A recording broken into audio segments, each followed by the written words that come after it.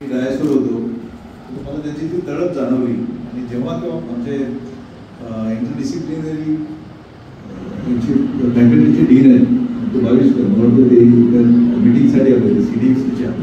त्यानंतर त्याने मला विरोध केला की सर तुम्हाला कोटगावच्या कॉलेजला इन्व्हाइट करून आपण झालं. जेव्हा मला लाडू सरांचा तुम्हाला मी इमिजिएट येस म्हणालो की मला हे बघायचं आहे आणि त्यातनं आज मी आपल्यामध्ये उपस्थित आज आहे त्याचा मला खूप आनंद आहे.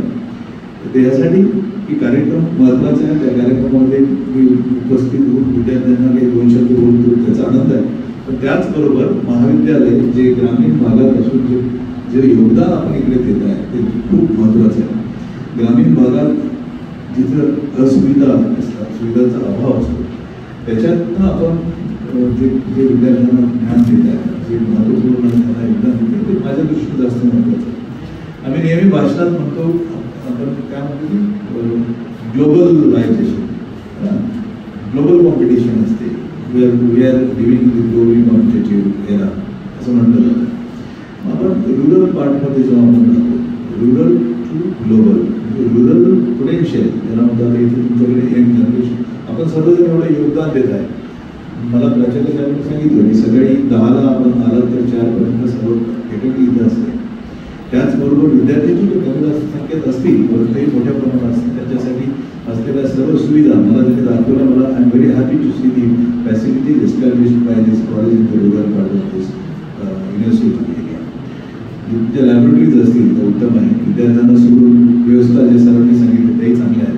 असं वातावरणात आपण राहता म्हणजे मी बोलत होतो रुरल पोटेन्शियल हे असं असतं आपण सर्वजण तिथे जे कॉन्ट्रीब्यूट करतात तुमच्यामध्ये जी क्षमता आहे ते प्राध्यापक असून तुम्ही एवढा वेळ देतात तुमच्या अपार्टमेंटवर क्लासरूम टीचिंग तुम्ही तुमच्या लॅबोरेटरीमध्ये काम करता. मला काही पेटंट मिळालं काही एवढं रिसर्च करत असतील तर हे जे योगदान आहे you are putting your best efforts.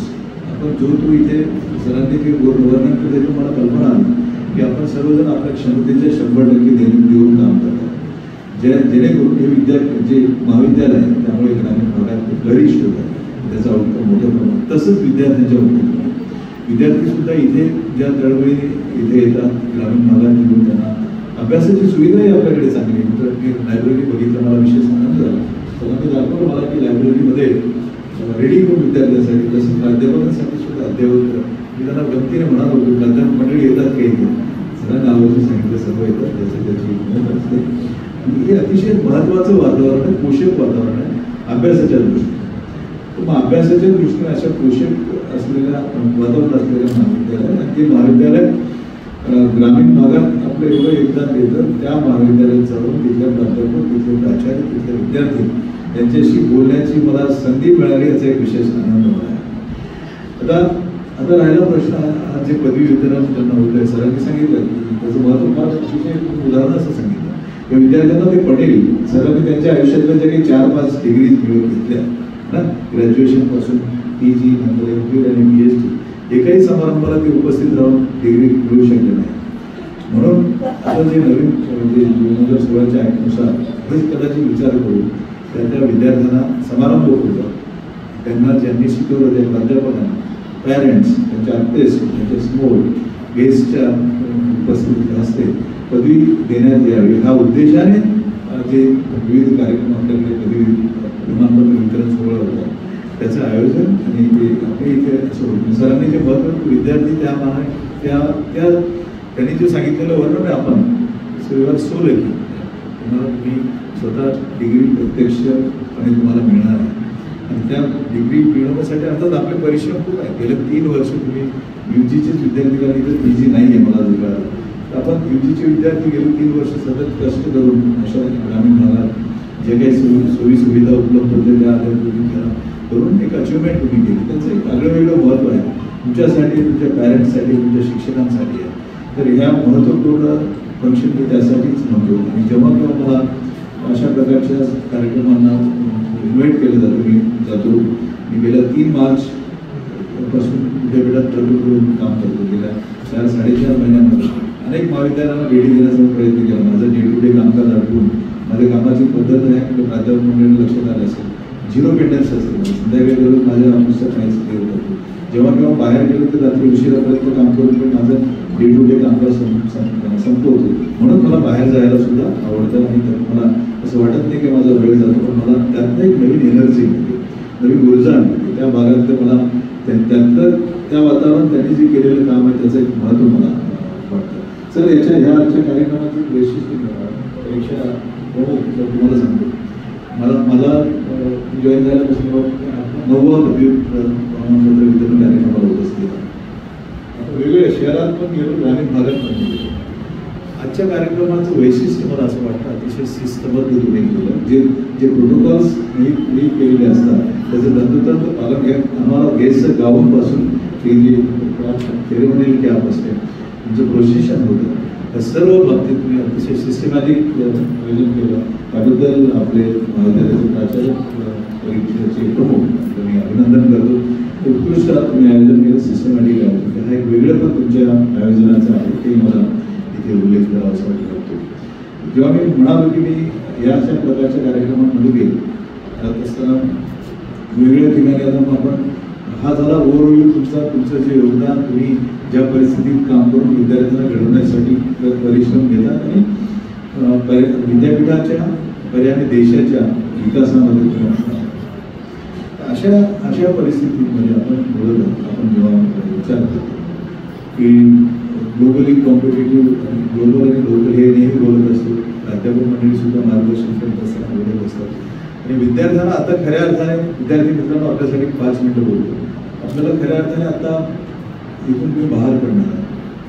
तुम्ही आतापर्यंत काय होतं BSc first BA BCom BSc first इयरला पुढच्या वर्षी सेकंड इयरला आहे आपल्याकडे प्राध्यापक ओळखीचे, प्राचार्य ओळखीचे, तिसऱ्या वर्षापर्यंत असं होतं. आता पुढे काय तर पुढे तुम्हाला आता खऱ्या अर्थाने you are entering to the real world which is with full of competitions and of course opportunities, challenges and opportunities. म्हणजे आपण आता खऱ्या अर्थाने रिअल जीवनामध्ये म्हणजे तुम्ही एंट्री करताय जिथे खूप तुम्हाला संधी पण आहेत परंतु चॅलेंजेस आहेत. तर तुम्हाला त्यामध्ये खंबीरपणे तुम्हाला आत्तापर्यंत महाविद्यालयाने जे तुमच्यावर अभ्यास रूपी संस्कार केले, ज्ञान दिलं, पॅरेंट्सने तुमच्यावर जे संस्कार केले त्याचा वापर करण्याची तुम्हाला आता संधी आलेली आहे आणि स्वतःला सिद्ध करायचं आहे. स्वतःला सिद्ध करत असताना तुम्हाला जे काही तुमच्यामध्ये स्किल, कौशल्य, अभ्यास, ज्ञान जे आहे त्याचा तुम्ही वापर नाहीच. कारण एवढी स्पर्धा आहे, स्पर्धामध्ये तुम्हाला अपग्रेड करायला लागेल, अपस्किल करायला लागेल. तुम्हाला असं वाटायला नको की आपलं आता झालं ग्रॅज्युएट झालं म्हणजे मी खूप काही मिळवलं नाही म्हणून एक सुरुवात म्हणून त्याला तुम्ही वापरा. Use this as a stepping stone है ना.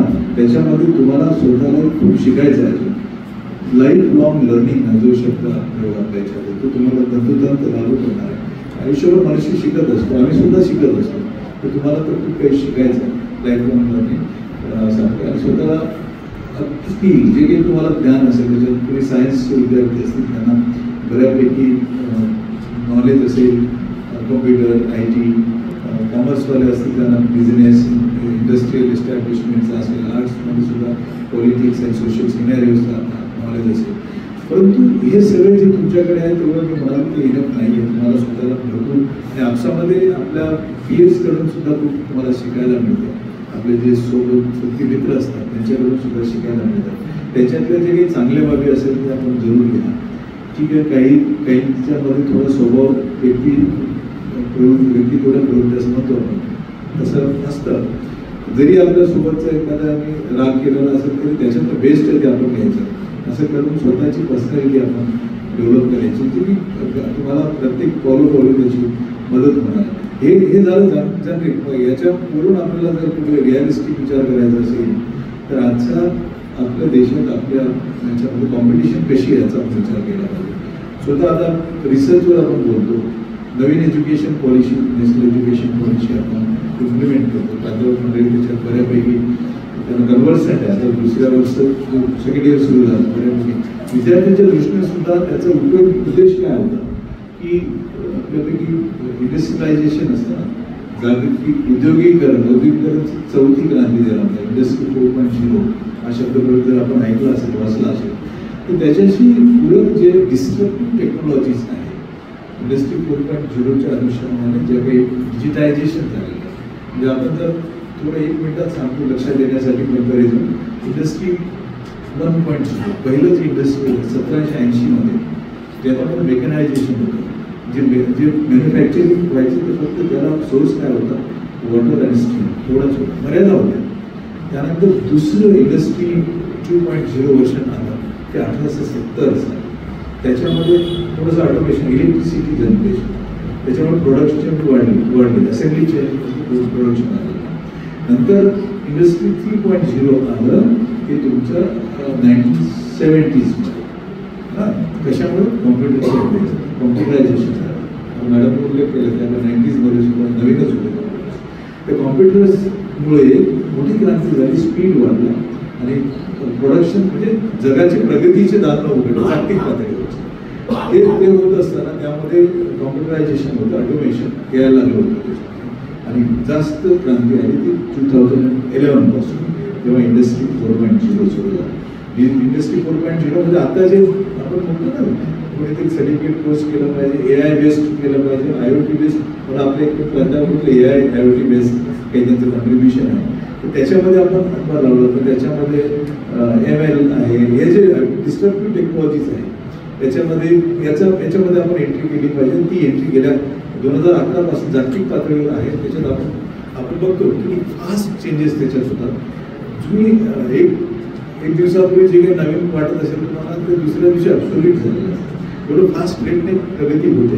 हे झालं इंडस्ट्री 4.0. म्हणजे ही NEP 2020ची जी पॉलिसी तयार झाली तर त्याच्या बेसिस होतात इंडस्ट्री 4.0 आणि त्याच्याशी लागणारे त्याच्याशी पूरक मनुष्यबळ निर्माण करायचं म्हणून आपल्याला या विविध अस्पेक्ट या NEP 2020 मध्ये दिलेले आहेत. आणि जेणेकरून विद्यार्थी त्यांचे सर्वांगीण विकास होईल, होते स्वतःचे उद्योग स्वतः निर्माण करेपर्यंत जॉब ते देणारे होतील ही संकल्पना होती की त्या अर्थाने आधीच त्याचं मार्गक्रमण चालू आहे. आपण सर्वजण त्याच्यात योगदान देतात. आता बऱ्याचपैकी बोललं जातं की आपण स्टार्टअप इंडियाकडे गेलं पाहिजे.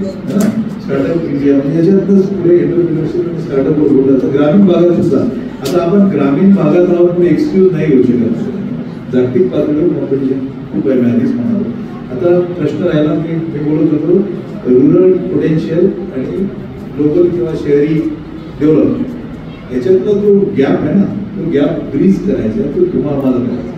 तो कशात आपण जे बेस्ट देऊ शकतो त्याच्यात हा गॅप. शहरात आहे पण फार मोठे हुशार उद्योगधंदे असं नाही, त्यांना फॅसिलिटीज मिळत पण नाही. ग्रामीण भागात सुद्धा आपण बऱ्यापैकी जे फॅसिलिटीज देऊ शकतो ते ॲटपार विथ दी अर्बन फॅसिलिटीज त्याच्यातला वापर करून आपल्याला कधीच न्यूनगंड द्यायचं नाही आपण ग्रामीण भागात. पण ग्रामीण भागात सुद्धा त्या सगळ्या सुविधा आहेत, टेक्नॉलॉजीचा वापर आहे आणि प्राध्यापक मंडळी तुम्हाला गाईड करतात. स्वतःही तुम्ही तुमच्याकडे एवढी इन्फॉर्मेशन अवेलेबल आहे आता AI आणि ChatGPTचा वापर तुमच्यापेक्षा तुम्ही जास्त करत असाल. वर्गात तुम्ही येण्यासाठी तुमचे सर जे काही शिकवणार असेल त्याचा तुम्ही आधीच अभ्यास करू शकता. त्याचे लेक्चर तुम्ही आधी ऐकून वर्गात देतात. अशा प्रकारची तुम्हाला इन्फॉर्मेशन उपलब्ध आहे. त्याच्यातून तुम्हाला काय घ्यायचं, किती प्रमाणात घ्यायचं हे पण तुम्हाला ठरवावं लागेल आणि ते त्याच्यासाठी आपल्याला सगळी तयारी करायला. मी बोलत होतो तुम्हाला इंडस्ट्री 5.0 त्यानुसार ही NEP म्हणजे त्यानुसार आपण सर्वजण प्रगती करायला पाहिजे. आणि जेव्हा आपण NEP 2020चा विचार करतो किंवा प्राध्यापक अभ्यास असेलच असं मी मानतो त्याच्यामध्ये अशी संकल्पना आहे की 2035 पर्यंत 2025 पर्यंत जर आपण पुढे वाचलं असेल त्याच्यात अभ्यास करू शकतो. NEP 2020 2025 मध्ये व्होकेशनल एज्युकेशन एम्बेड झालं पाहिजे असं अपेक्षित होतं. 2025 मध्ये अफिलिएटेड कॉलेजेसची संख्या 300च्या आत आली पाहिजे प्रत्येक विद्यापीठासाठी असं अपेक्षित होतं. अर्थात आपल्या राज्यात 2 ते 3च विद्यापीठांनी त्यांच्या 300च्या आत कॉलेजेस अफिलिएटेड, बाकी सर्व येऊन आपलं विद्यापीठात अराउंड 400 कॉलेजेस. पण व्होकेशनल आणि स्किल व्होकेशनल एज्युकेशन आणि स्किल एम्बेड झालेलं आहे बऱ्याच अंशी. आपण ते वेगवेगळ्या व्हर्टिकलचा विचार करतो त्याच्यामध्ये, परंतु विद्यार्थ्यांच्या दृष्टीने सर्टिफिकेट कोर्सेस किंवा याच्या माध्यमातून स्किल आलेलं आहे ही पूर्तता झाली. आणि 2035 मध्ये 2040 मध्ये असं अपेक्षित आहे की multidisciplinary education and research universities तयार करायची, त्याची कॅम्पसवरची क्षमता 3000 विद्यार्थ्यांपेक्षा जास्त असेल. म्हणजेच काय, हे अफिलिएटेड आज आमच्या विद्यापीठाला कॉलेजेस अफिलिएटेड आहे. हळूहळू ऑटोनॉमी द्यायचं चाललेलं आहे. प्रत्येक ऑटोनॉमस कॉलेज होती जसे जशी तुमची प्रगती या डिरेक्शन होईल ऑटोनॉमी प्रमोट केली जाईल. ऑटोनॉमी झाल्यानंतर स्वतंत्र असे कॉलेजेसचे विद्यापीठ होते आणि जेणेकरून ही प्रगती जे आपण जागतिक पातळीवर जेव्हा आपण ग्लोबली कॉम्पिटेटिव्ह म्हणतो सुद्धा, तर फॉरेनच्या विद्यापीठांमध्ये असे कॅम्पस आहे, अफिलिएटेड सिस्टीम अशी नाही आहे. त्यामुळे त्यांची प्रगती आपल्याला दिसते, कारण ते कॉन्सन्ट्रेट करू शकतात सगळ्या जे काही डिस्कोपी टेक्नॉलॉजीज असतील आणि विद्यार्थ्यांसाठी सुद्धा खूप मोठ्या फॅसिलिटीज देऊन ते प्रगत आपल्याला दिसतात. कशा प्रकारचं वातावरण आपल्या इथे सुद्धा व्हावं त्या अनुषंगाने सगळे प्रयत्न होत आहेत. आम्ही इंडस्ट्री 4.0 आलं शब्दमध्ये मी नंतर गुगलवर सर्च करा. 4.0 मी आता बोललो. आपल्या अनुषंगाने आपली NEP 2020ची पॉलिसी आहे. आता मित्रांनो गेल्या 2023 पासून युरोप आणि कंट्रीमध्ये इंडस्ट्री 5.0 सुद्धा आहे. सर्च करून बघा, त्यांना आवड असेल. इंडस्ट्री 5.0 म्हणजे कसं बघा, इंडस्ट्री 1, 2, 3, 4 मी आपल्याला सांगितलं, त्याचं ट्रान्सफॉर्मेशन पिरियड सांगितला. 2011 मध्ये 23 मध्ये 2000 इंडस्ट्री 5.0चा उल्लेख आला होता. पहिले ट्रान्सफॉर्मेशन 100 वर्षाचे होते. आताचं हे एवढं फास्ट चाललेलं आहे टेक्नॉलॉजिकल डेव्हलपमेंट. इंडस्ट्री 4.0 ज्याला अलाइन करण्यासाठी NEP 2020ची स्थापना झाली, त्याच्यात आपण काम करतो. आता ते इंडस्ट्री 5.0 आलं म्हणजे काय झालं, आतापर्यंत तुमच्याकडे जे रोबोट्स आणि याच्या मदतीने काम करतात, आपण वाचलं असेल असं मी मानतो इंडस्ट्री 4.0.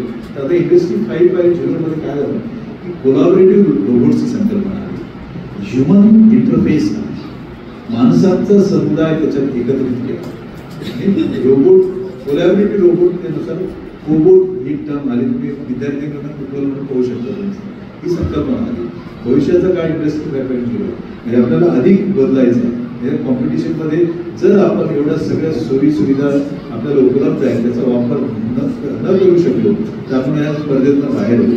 म्हणून आपण स्वतः अपडेट करायचं म्हणतो. जास्तीत जास्त एफर्ट्स घेऊन हे सगळे मंडळी तुमच्याकडे आहेच. आणि प्राध्यापक मित्रांनाही माझं सजेशन असं आहे, आपल्याकडे खूप मला एक बाब आवडली म्हणजे तुम्ही वेळ खूप देता.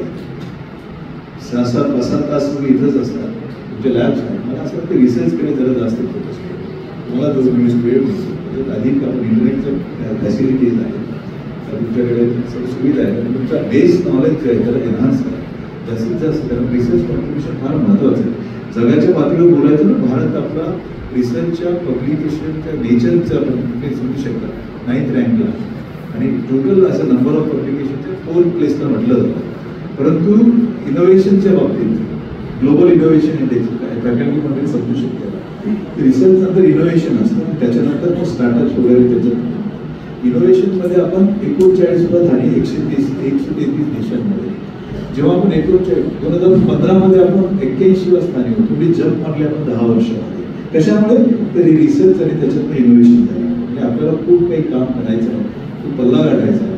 39 अजून आपल्याला प्रगती करायची आणि तसंच स्टार्टअप इकोसिस्टम आपण पोहोचतो. ग्रामीण भागात सुद्धा तुम्ही स्टार्टअप तयार करू शकता. राठोड सरांनी सांगत होते की आमदार साहेबांनी आपल्याकडे मुखेड म्हणजे इंडस्ट्री म्हणून आणण्याचा प्रयत्न करत आहे. दॅट इज ओके, ते करतील. परंतु आपण स्वतःला तुम्हाला इंडस्ट्री निर्माण करायची, स्वतःला स्वतःचे उद्योग निर्माण करायचे, त्याला स्टार्टअप असं म्हणतात.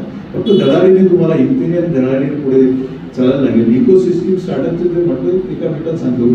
आपला भारत देश जगाची 3री स्टार्टअप इकोसिस्टम. अमेरिका चायनानंतर भारताचा नंबर आहे स्टार्टअप्समध्ये. तुम्ही जर विचार केला भारतात स्टार्टअप किती आहे तर तुम्हाला स्टॅटिस्टिकल सुद्धा सांगतो. DPIIT काही मंडळींना माहिती पडतं, त्याच्यामध्ये रजिस्टर्ड स्टार्टअप 1,59,000 आहेत. स्टार्टअप म्हणजे स्वतःचे इंडस्ट्रीज आणि त्याच्यामध्ये युनिकॉर्नची संख्या महिलांनी लीड केलेल्या सुद्धा खूप आहे. युनिकॉर्नची संख्या साधारण 117 आहे माझ्या माहितीनुसार. युनिकॉर्न म्हणजे काय असतं मग तर एका वर्षामध्ये ज्याचे टर्नओव्हर $1 बिलियन असे म्हणजे युनिकॉर्न असतात. म्हणजे स्टार्टअप्स एवढे चांगले झाले, काही युनिकॉर्न सुद्धा झाले. महाराष्ट्र मागे आहे का मग नाही, महाराष्ट्र सुद्धा राज्याच्या तुलनेत नंबर 1 आहे. आपले साधारण 28,000 स्टार्टअप्स महाराष्ट्रामध्ये आहेत, त्यापैकी जास्तीत जास्त मुंबई आणि पुण्यामध्ये. महाराष्ट्रात आपण 28,000 स्टार्टअप करतो, त्यापैकी 17 युनिकॉर्न्स आहेत. वेगवेगळे चांगले उदाहरण आपल्याकडे आहे. तर यामध्ये आपल्याला आपले स्वतःचे स्टार्टअप ऍड करायचे. मग मी आपल्यामध्ये आधीच म्हणालो की तुमच्यामध्ये काहीच कमतरता नाही, तुमच्याकडे पोटेन्शियल आहे. मी आधी म्हणालो की rural potential, rural talent that you have आणि अपॉर्च्युनिटीज तुम्हाला हे सगळी मंडळी जे इन्व्हायरमेंट देतो दॅट द अपॉर्च्युनिटीज आणि ओपन वर्ल्ड इज ओपन. आता तुम्हाला तुमच्या क्षमतेचा वापर करायचा best you can make a best use of your credential, तुमची क्षमता 100% तुम्ही वापरा. एवढा अवेलेबल सगळ्या याच्यात नाही करा. म्हणजे तुम्ही निश्चितच यातनं वाटचाल करून पुढच्या 10, 15, 20 वर्षामध्ये देशासाठी फार मोठं योगदान द्या. आणि माझ्या मते ते देशासाठी जर विकसित भारत 2047 जी संकल्पना आहे, विकसित महाराष्ट्र 2047 म्हणजे देश स्वातंत्र्य झाल्यानंतर 100व्या वर्षी विकसित भारत 2047 किंवा विजन 2047 असं म्हणतो. तेव्हा भारत असं स्वप्न बघितलेलं आहे की डेव्हलपिंग टू डेव्हलप्ड कंट्री, विकसनशील टू विकसित देश असं करायचं. आणि खऱ्या अर्थाने ह्या ट्रान्सफॉर्मेशनमध्ये तुमचं योगदान असणार आहे. तुमचं योगदान असणार आहे असं जेव्हा मी म्हणतो, कारण तुम्ही आज माझ्यामध्ये 20-22 आसपास तुमचं वय आहे. तर आपण 2025 मध्ये आता आहोत. 2047 अजून 22 वर्षांनी येणार आहे. तुमचं वय 20 अधिक 22, 42, 40, 43 असं असणार आहे. आणि आम्हाला आमच्या या मंडळीला माहिती आहे 40चा काळ हा उमेदीचा काळ असतो. 40 मध्ये है ना, बऱ्यापैकी विद्यार्थी दशा संपूर्ण एस्टॅब्लिश होता संसारात रमलेला असतो आणि आपल्या योगदानाची जबाबदारी तो कॉन्ट्रीब्यूट करतो. त्यामध्ये तुम्ही असणार तेव्हा 2047 मध्ये. म्हणजे माझ्यामध्ये you will be the best contributors to the विकसित भारत 2047. म्हणून तुम्हाला आता तुम्ही त्या दृष्टीने वाटचाल करा. आणि मग जेव्हा कॉन्ट्रीब्युशन म्हणतो तर या मंडळीला समजा एक गोष्ट समजा विकसित भारत 2047 जर म्हटलं तर आपलं त्याला टार्गेट काय, विकसित डेव्हलपमेंटची कल्पना कशाने इकॉनॉमीमध्ये. तेव्हा आपलं टार्गेट आहे की 30 ट्रिलियन US$ इकॉनॉमी भारताची असणार. त्याचा जर अर्थ लावून बघा, कन्वर्ट करून बघा तर ही इकॉनॉमी कशी होईल. तर हे सगळं आपलं GDP आहे. त्या GDP मध्ये आपण सर्वजण कॉन्ट्रीब्यूट करू देशाचं, तर तेव्हा ती इकॉनॉमी वाढते. आणि राज्याचा विचार केला तर आपण राज्याचे 5 trillion US$ by 2047. This is the target. This is the vision of Government of Maharashtra and Chief Minister of Maharashtra. मग हे जर आपल्याला करायचं असेल तर मी आता म्हणालो you will be the contributors. तुम्हाला गणित सांगितलं फक्त काय करावं लागेल, तुम्हाला आत्मविश्वासाने तुम्हाला आतापर्यंत जे काही ज्ञान, जे काही स्किल तुम्हाला मिळालं त्याच्यात ॲड करायचं, अपस्किलिंग, रिस्किलिंग करायचं. हे गुरुजन वर्ग किंवा तुम्हाला जे जिथे कुठे मार्गदर्शन पाहिजे ते मार्गदर्शन घेत चला. आणि अतिशय आनंदाने तुम्ही त्याच्यात काम करा असं मला वाटते. आणि मला नक्कीच इथे येण्याच्या संधी मिळाली, आपल्याशी बोलण्याचं एक मला संधी मिळाली. मी आधीच म्हणालो की मला खूप त्यात आनंद झाला. आणि आपण सर्व खऱ्या अर्थाने याच्यात कॉन्ट्रीब्यूट करा देशाच्या प्रगतीमध्ये. आपल्या भागाचं आपले जे संस्कृत कर्मवीर साहेब त्यांना तुम्ही खरंच नमन करतो की त्यांनी एवढं मोठं योगदान शेतकऱ्यांसाठी भटक्या जो डिसएडव्हान्टेज समाज असतो त्याच्यासाठी एवढं मोठं काम केलं. NEP मध्ये सुद्धा आपण अभ्यास करत असाल तिथे SEDG टर्म पॉईंट केली, सोशिओ इकॉनॉमिकल डिसएडव्हान्टेज ग्रुप. त्याचा अभिप्राय असा आहे की socio economical disadvantage group identify करा. त्या एरियाजमध्ये विद्यापीठ म्हणून काही स्टेप्स घ्या, गव्हर्नमेंट म्हणून काही स्टेप घ्या. विद्यापीठ म्हणून स्टेपमध्ये काही तुम्ही विशेष लक्ष द्या. विद्यार्थ्यांना मेन स्ट्रीममध्ये आणण्यासाठी विशेष प्रयत्न जे तुम्ही आज इथं करताय त्याच्यासाठी काही ब्रीज कोर्सेस करा. आणि शासनाला सुद्धा त्या विशेष इन्स्ट्रक्शन गेले की असा जो ग्रुप आहे त्याच्यात त्यांना मुख्य धारेत आणण्यासाठी प्रयत्न करा. आणि माझ्या मते you are contributing very much to that SEDG. मी याच्यासाठीच मोठ्या मला सांगण्यात आलं की जर 80% विद्यार्थी भागात SEDG याच्यात नाही. फार मोठे योगदान आहे. आपण सगळं आपल्याला सुद्धा याचं फार मोठं केली आहे. आपण एवढं वेळ देऊन प्राध्यापक मिळूया आणि विद्यार्थी मित्रांनो आपण नक्कीच मला चांगली संधी इथे मिळाली. आपण त्याचा उपयोग घ्या. भविष्यात सुद्धा वाटचाल करत असताना तुम्ही जे काही इथून पुढे चांगलं काम कराल त्याचं क्रेडिट तुम्हाला असेल, तुमच्या पॅरेंट्सला राहील, तुमच्या महाविद्यालयाला राहील, विद्यापीठ म्हणून आम्हाला राहील, देशाला राहील. You will be the best ambassadors for all of us. अम्बॅसेडर्सचं रोल तुम्ही पार कराल अशी अपेक्षा व्यक्त करतो. आणि आपणा सर्वांना पुढील आपल्या वाटचालीसाठी शुभेच्छा देऊन माझे 2 शब्द